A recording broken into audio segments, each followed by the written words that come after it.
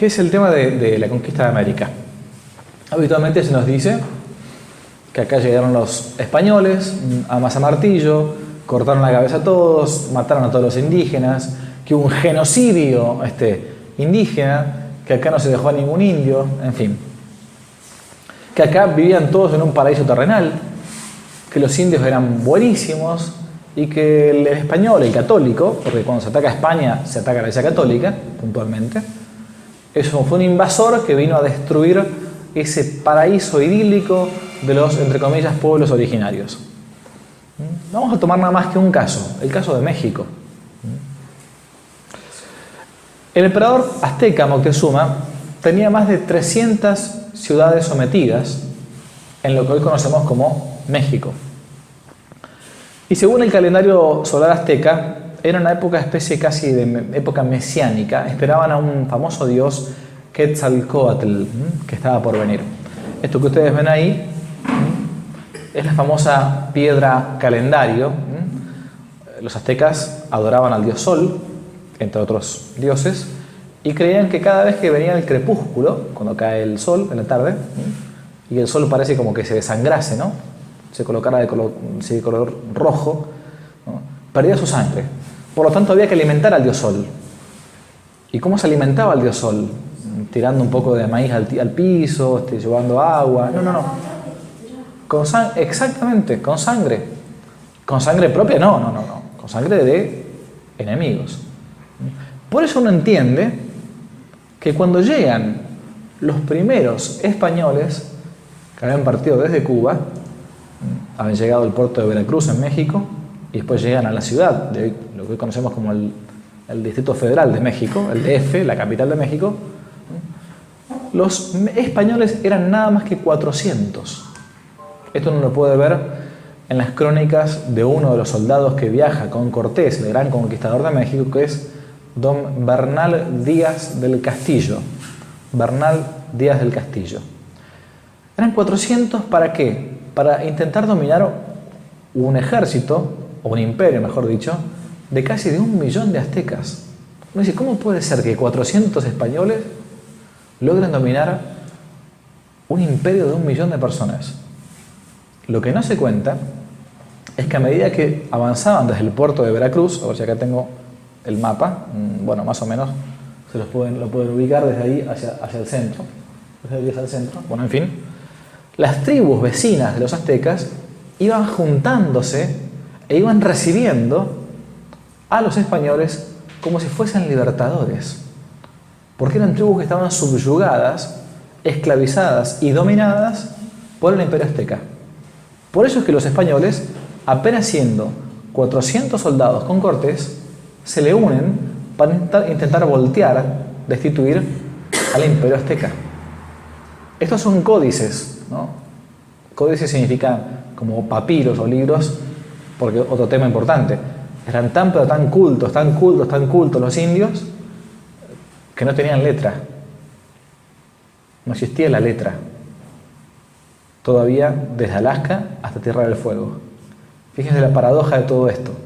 Es España la que permite transmitir las tradiciones y conservar las tradiciones indígenas gracias a que le enseña a los indios la letra.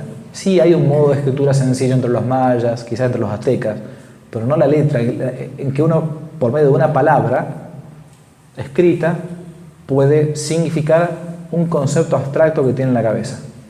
No existía la tradición oral entre los indios. Y esto era la vida de todos los días. Tanto que algunos autores pro-indigenistas, favorables al indigenismo, a los indios, plantean que de no haber llegado el español, al menos a México, la población entera estaba a punto de perecer por la cantidad de sacrificios humanos que se hacían año tras año. Esto, si alguno quieren, lo pueden investigar con bastante más de profundidad en los libros de historia precolombina. Y repito, incluso de aquellos autores que no sean católicos, porque para este tema uno dice, pero el cura es cura, entonces ¿qué va a decir? No, pues yo me he basado en los autores no católicos, es decir, pro-indigenistas. Y ellos plantean que los indios eran caníbales, que eran pedófilos, que eran incestuosos con sus hijos, que esclavizaban a las mujeres. Es gracioso a veces ver en las manifestaciones de feministas la bandera indigenista. No sé si supieran, si esas mujeres viviesen todavía en aquella época, no tienen la menor idea lo que se hacía con la mujer. Pero ¿cómo? Entonces, ¿por qué estos autores pro-indigenistas ponen esto? Es que lo justifican. Dicen, bueno, ellos, está bien, abren el corazón, el pecho y sacaban el corazón, pero hay que entender que era su cultura, hay que respetar su cultura. Claro, hay que respetar todo, claro, ¿no? Aunque parezca ridículo, es lo que plantean por escrito. Bien, voy a seguir un poco más adelante. Este fue el gran personaje nefasto, un fraile dominico, Fray Bartolomé de las Casas, entre comillas el apóstol de los indios, que escribe un texto muy famoso llamado La brevísima relación acerca de la destrucción de las Indias, ¿no?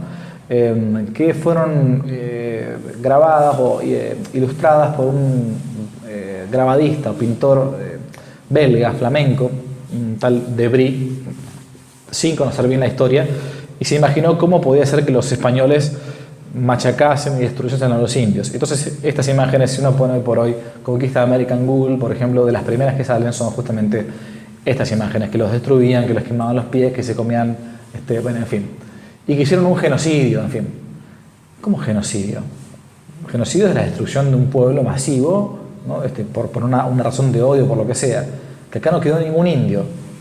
A ver, yo podría dar un montón de razones estadísticas y explicar que el 100% del continente americano, desde Alaska a Tierra del Fuego, solamente el 5% estaba habitado. Y explicar que según Rosenblatt, un famoso estadista dedicado a las estadísticas, mejor dicho, de los pueblos precolombinos, había ni más ni menos que 13 millones o 14 al máximo de habitantes en todo el continente americano, desde Alaska a Tierra del Fuego. Que el 95% de las zonas no estaba habitado, por lo tanto era lo que en derecho real se llama res nullius, cosa de nadie, no pertenece a nadie. Es como cuando uno se encuentra, no sé, una botella en el mar, ¿de quién es? El que la agarre, punto, ¿no? Pero todo eso no basta porque durante años he dado esta charla sobre la conquista de América, entonces yo tengo que apelar a una prueba que es la más importante, que es la que yo llamo la prueba del espejo. ¿Qué es la prueba del espejo? Es que cuando mañana ustedes se levanten a la mañana, un poco dormidos, y vayan al baño y se vayan a asear, se miren al espejo y vean si todos somos en Argentina o en Latinoamérica rubios, ojos celestes y de 1,90 m. Basta que no nos miremos ahora. Estamos mezclados. En toda Hispanoamérica estamos mezclados. Basta que uno vaya al norte argentino. Basta que uno vaya acá, que uno vaya a ciertos barrios como acá nomás, a Liniers, por ejemplo. Estamos mezclados. ¿Desde cuándo como un genocidio? Justamente lo que no hizo la Iglesia Católica fue hacer lo que el mundo protestante hizo. En Estados Unidos y en Canadá no quedó un solo indio. Hoy uno tiene que buscarlo con lupa. Las pequeñas reservas de Sioux, por ejemplo. Pero acá lo primero que hizo España, ya a partir del segundo viaje de Colón, fue mandar hombres y mujeres para que se mezclen con el indio. Porque la cultura católica es universal. La palabra católico significa justamente eso, universal. Hoy uno acá en Argentina puede decirle a un amigo, negro, ¿cómo andás? Negrita. Y nadie se va a ofender por eso. Decir eso en Estados Unidos es un delito. Uno no puede decirle al otro negro. Es ofenderlo. ¿Por qué? Porque allá sí hubo siempre, y lo sigue existiendo, racismo. Acá no. Acá no mezclamos. Por eso cuando me hablan de genocidio, a uno se le enerva la piel, no por una cuestión puramente histórica, sino por una cuestión puramente estadística del día de hoy. ¿Qué nos dejó España? No podemos entrar en todo esto. La ruta de la especiaría, de que iban a buscar jengibre para condimentar las pizzas. Eso es una estupidez gigantesca, no. Pero lo aprendimos nosotros del Villiquen, lo aprendimos, ¿no? Aprendimos esto, que se hacían 3 meses de viaje para buscar condimento para las pizzas. Todo loco, completamente loco. Eso no dice para nada Colón. Colón en sus diarios de viaje dice justamente lo contrario. Nunca nos preguntamos por qué tenían cruces. Los viajes de Colón, no puedo entrar acá en detalle, es un tema aparte y fascinante, Están todos los diarios de viaje, pasa que nadie los lee. Y no es casualidad que se llamara Cristóbal. Para nada, en absoluto, el que lleva a Cristo, ¿no? Cristóforos, significa eso, el que porta, el que lleva a Cristo. La idea de Colón, brevemente lo explico, era intentar continuar con una de las cruzadas, las últimas cruzadas, para hacer una alianza con los reyes, de que se creía que estaban en la China, parecía que algún rey cristiano había quedado todavía en la China, para tomar al Islam por la retaguardia y llegar a Tierra Santa, no por el lugar típico que hubiese sido el Mediterráneo, ¿no? Bajando, sino dando toda la vuelta. Se encontró con un macizo, con un continente. De hecho, Colón muy probablemente muere sin saber que descubrió un continente nuevo. Pero él no estaba viajando para conseguir un poco de pimienta.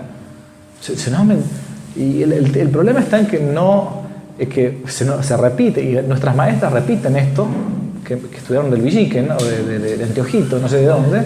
Bueno, no todas. Bueno, habitualmente, a menos, creo que no existen más. Yo me he dado cuenta que estoy viejo. Es cierto. Es cierto, bueno, pero en Netflix, hoy los chicos ahora sí, vamos a Netflix, uno pone El Dorado, estas películas, o Discovery Kids, incluso Discovery Channel, es todo esto. Es el mito. ¿Y por qué? ¿Y porque se ataca a España? No se ataca a España. Se ataca en realidad lo que España trajo. ¿Y qué trajo España? La fe. Y junto con la fe, la cultura. En los primeros años ya se comenzó a escribir el arte y la lengua de los matas, de los mexicas, la gramática de la aymara. Se construyeron las traducciones jesuíticas. Uno todavía las puede visitar, si quiere algún día vaya a Misiones, a Paraguay incluso, ¿no? Elevaron al indio, no la bajaron. Ya en 1551 había universidad, lo que significa, piensen que para que haya universidad, años antes tuvo que haber habido colegio secundario y antes primario.